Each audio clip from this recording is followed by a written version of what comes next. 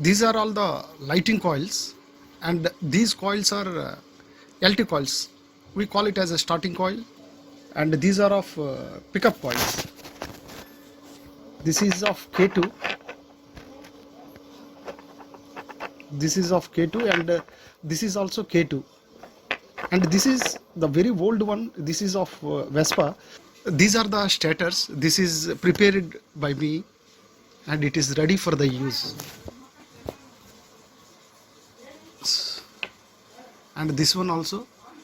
This is of K2 starting coil, and this is 6 volts stator.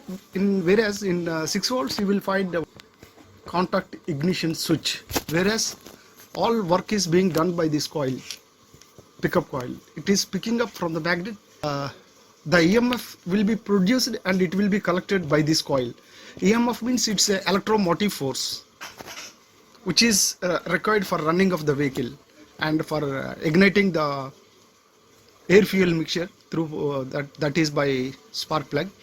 Basically the purpose of this video is to check how much voltage is being generated by this coil with the permanent magnet.